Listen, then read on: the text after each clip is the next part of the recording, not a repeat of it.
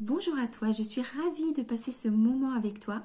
Alors, j'aimerais aborder avec toi la question de la respiration. Si jamais tu n'as pas encore écouté le premier épisode, je t'invite à le faire où je t'explique déjà comment savoir si tu respires bien ou mal. Ce que je veux dire, c'est est-ce que tu respires pour augmenter les bienfaits dans ta vie quotidienne ou au contraire, tu t'en es pas aperçu, mais en fait ta respiration elle est plus pénalisante pour toi dans ta vie, dans ta santé mentale, émotionnelle et physique que l'inverse. Alors, avant de rentrer dans le vif du sujet, je te souhaite à toi la bienvenue, surtout si c'est la première fois que tu viens par ici. J'ai créé cette chaîne pour partager justement mon expérience de la vie et de toutes les choses que j'ai pu apprendre au cours de mes différents apprentissages, notamment par la voie du yoga, le coaching mental, etc. Ce sont des questions de santé mentale, de santé émotionnelle, mais également de santé physique et d'existence de la vie. Si tu te poses aussi des questions sur le pourquoi en fait de notre présence sur Terre, alors vraiment tu es au bon endroit. Tu peux rejoindre notre petite communauté et simplement t'abonner à cette chaîne. Tu peux également utiliser l'espace des commentaires et ça j'espère vraiment que tu vas le faire parce que sache que je lis et je réponds absolument à tous les commentaires personnellement. Merci encore à toi. Et alors, pour poursuivre cette question de la respiration, donc dans le premier épisode, je t'expliquais à quel point la respiration était finalement quelque chose de très utile et que notre société d'aujourd'hui ne l'utilise pas. Avant de rentrer dans le détail clair de ce que c'est que la respiration et les différents exercices qui existent, j'aimerais te rappeler qu'aujourd'hui, nous vivons dans une société avec deux choses majeures qui impactent notre santé dans tous ses plans. La pollution, d'une façon générale, fait que la qualité de l'air qu'on respire est plus néfaste qu'il n'a été par le passé. C'est un point à prendre en considération parce que pour maintenir sa santé ou améliorer sa santé, il est important non seulement de savoir respirer à son plein potentiel, savoir respirer avec des bénéfices particuliers qu'on pourrait avoir besoin de rechercher, mais aussi d'améliorer la qualité de l'air qu'on respire. D'où l'importance de temps en temps de se mettre dans un contexte particulier qui va nous permettre de recharger nos cellules avec un oxygène de qualité. Donc si tu as l'occasion de temps en temps, même si tu ne peux pas sortir de l'environnement dans lequel tu es, essaye de privilégier l'air frais plutôt que l'air confiné. Essaye de privilégier un air plus, on va dire, chlorophyllé. Ça, c'est vraiment, ça n'existe pas, mais c'est une expression pour dire mets-toi au vert, hein, rapproche-toi de plantes vertes, plutôt que de rester dans un environnement très bitumé. Alors si bien sûr tu as encore plus la possibilité d'aller te mettre dans des espaces naturels vastes comme le bord d'un océan, le bord d'un fleuve, d'une rivière, tout ce brassage en fait d'air va être bénéfique. Alors je ne parle même pas bien sûr des forêts et des montagnes où là bien évidemment l'air est nettement qualitatif. Une fois que ça c'est dit, maintenant j'aimerais te dire que cette question de la respiration est de plus en plus abordée aujourd'hui et c'est une bonne chose. Comme tu l'as vu, très probablement, ça ne concerne pas seulement les personnes qui fument ou qui ne fument pas. Ça concerne tout le monde puisque nous tous avons en majorité du temps un air pollué autour de nous. Et donc, la première chose à savoir, c'est que nous pouvons agir sur cette question de l'air en nous déplaçant, comme je viens de le dire, pour aller chercher un air de meilleure qualité. Mais nous pouvons aussi agir sur nous-mêmes en travaillant sur notre capacité à respirer beaucoup plus pleinement. Ça, c'est d'un point de vue physiologique, on va avoir un intérêt immédiat. Mais d'un point de vue équilibre émotionnel, clarté du mental, etc., c'est évident que nous allons pouvoir aussi agir dessus. C'est un formidable levier pour pouvoir aller mieux très rapidement dans ta vie. Donc aujourd'hui, heureusement, on en parle beaucoup plus de la question de la respiration. Il y a souvent des mots comme cohérence cardiaque, la respiration Wim Hof, le pranayama dans le yoga, etc. qui sont de plus en plus connus. Ce sont des mots qui reviennent fréquemment. Mais comment s'y retrouver là-dedans finalement? Comment savoir quel est l'exercice qui m'est le plus approprié à ma situation? Est-ce que tous les exercices se valent? Est-ce que je peux en faire n'importe lequel d'entre eux et puis finalement j'aurai le même bénéfice?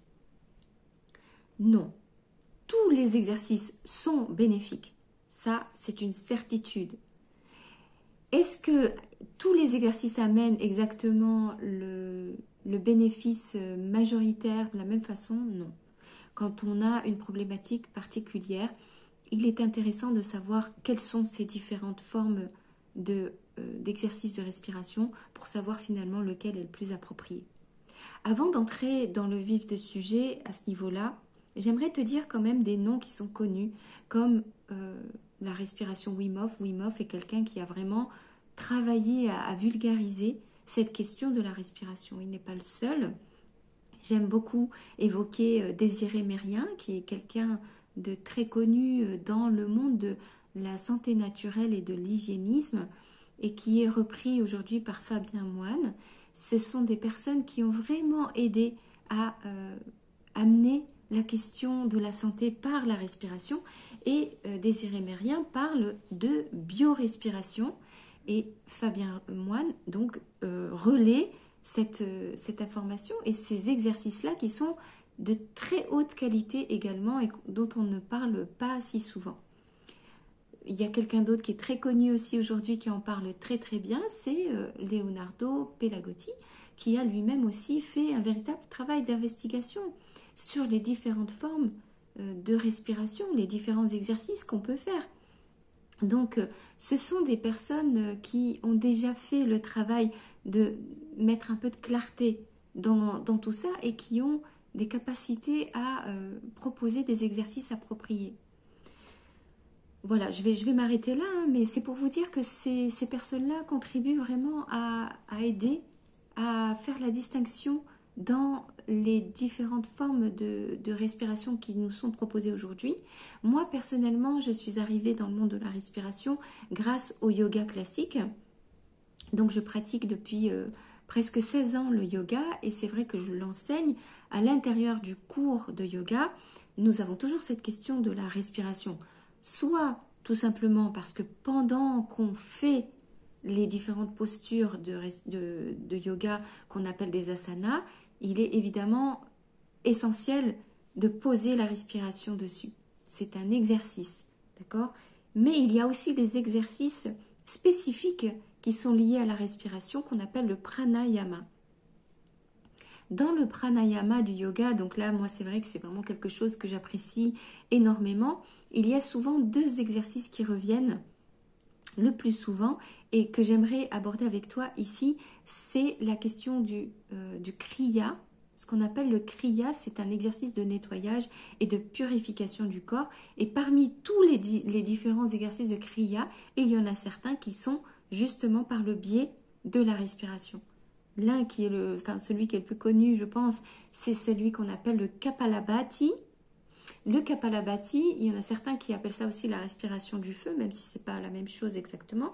C'est l'idée de se forcer à prendre une très forte dose d'oxygène dans un temps très court.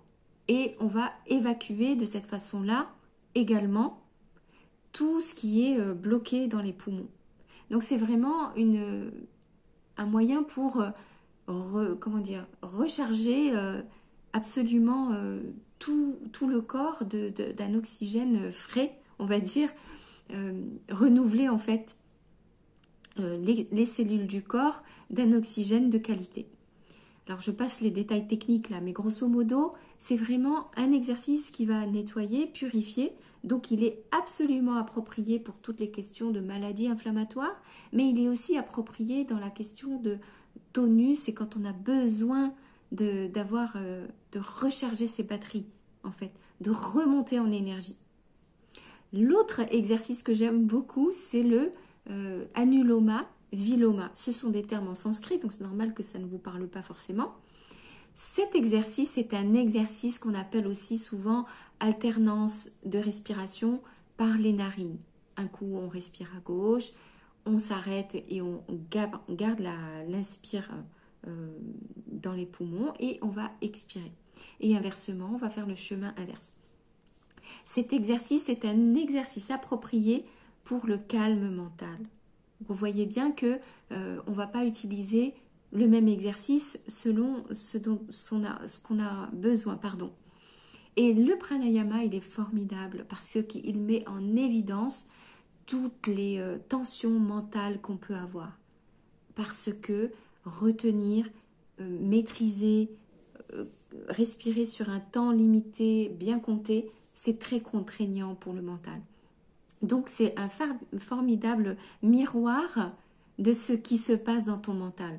Et comme tu le sais sur cette chaîne, moi je propose des séances de coaching mental et c'est vrai que pour moi c'est extrêmement utile de pouvoir voir la personne quand elle est dans une agitation physique et qu'elle a du mal à faire cet exercice-là.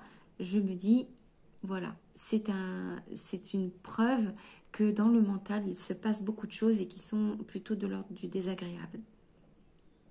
Mais si on arrive à faire cet exercice-là sur un temps approprié également, on arrive à retrouver un équilibre. Alors évidemment, il n'y a pas que ça. Cet exercice est vraiment aussi réputé pour un rééquilibrage énergétique. Donc là, on va rentrer dans la sphère plutôt énergétique et aussi rééquilibrage du côté gauche du corps, le côté droit du corps et le canal central. Donc c'est vraiment très très puissant. Sachez qu'à chaque fois qu'on travaille sur la respiration, on touche plusieurs dimensions en même temps. Donc à chaque fois qu'on fait quelque chose et plutôt bien, alors c'est là où c'est important d'être vraiment encadré par rapport à ça et d'apprendre à le faire, dans ces conditions, les bénéfices sont incroyables. Dans la respiration Wim Hof, on va utiliser cette respiration, alors la majorité du temps, on va utiliser cette respiration pour améliorer, on va dire, son tonus. Mais en réalité, il y a beaucoup de gens qui utilisent cette respiration aussi pour atteindre des mini, on va dire, libérations de l'ordre de l'extase en fait. Comment expliquer ça? Mais c'est un peu ce qu'on appelle en sanskrit des mini samadhi, c'est-à-dire des moments où on est tellement bien en apnée en fait qu'on n'a plus ce réflexe nécessaire d'aspirer de l'oxygène et on reste dans un état de flottement à la fois physique et mental et donc émotionnel qui est extrêmement agréable et qui nous permet de décrocher complètement. Et cette expérience de mini-libération, moksha, vous dites le mot que vous voulez, eh bien c'est quelque chose qui est tellement agréable qui va faire qu'une fois qu'on arrive à avoir au moins une fois cet effet-là, on va avoir tendance à vouloir le pratiquer très souvent. Et c'est une bonne idée. La cohérence cardiaque, on le sait maintenant, c'est vraiment quelque chose d'autre qui va venir travailler sur, on va dire, comment gérer plus le stress, gérer le rythme cardiaque, la circulation du sang et tous les effets qu'on peut avoir sur la gestion émotionnelle et la souffrance en réalité. C'est une respiration qui a énormément de bénéfices et qui est souvent le premier pas qu'on fait dans le monde de la respiration, c'est une bonne chose. La respiration en carré, moi je l'aime beaucoup celle-là parce que j'aime beaucoup le côté apnée que les respirations peuvent donner. La respiration en carré, c'est vraiment on inspire, le même temps on retient la respiration et on expire le même temps et on retient poumon vide la respiration et on fait des cycles comme ça. J'aime énormément cette respiration qui n'est pas tant technique que ça et tout un chacun peut s'exercer à le faire soi-même tout seul. Alors si c'est vraiment des questions que tu aimerais que j'aborde plus en détail sur comment fonctionne chacune d'entre elles, n'hésite pas à me l'écrire en commentaire et surtout dis-moi si toi tu as déjà expérimenté une ou plusieurs de ces techniques de respiration et quels sont les bénéfices que tu as trouvés à les expérimenter et à les pratiquer? Et est-ce que tu le fais régulièrement ou au contraire, c'est vraiment quelque chose qui est difficile? Dernière question, est-ce que tu as déjà eu l'occasion d'avoir un médecin, un naturopathe, quelqu'un qui travaille dans le domaine de la santé et qui t'en a parlé? Ça m'intéresse tout simplement de savoir si c'est une question qui est encouragée dans le monde de la santé parce que j'estime que c'est quelque chose qui peut énormément aider les gens, notamment pour réduire les états inflammatoires. Voilà, je ne rentre pas trop dans les détails aujourd'hui, mais encore une fois, tu le sais, je peux développer ces questions-là. Il suffit que tu m'écrives ton commentaire. Je te remercie d'être resté avec moi jusque-là. Je suis ravie de partager ces infos avec toi. Et je te remercie aussi de mettre un pouce si tu as trouvé que c'était suffisamment intéressant pour que d'autres personnes puissent aussi bénéficier de ces petites capsules que je partage avec toi. Et je te dis à très vite pour une prochaine vidéo.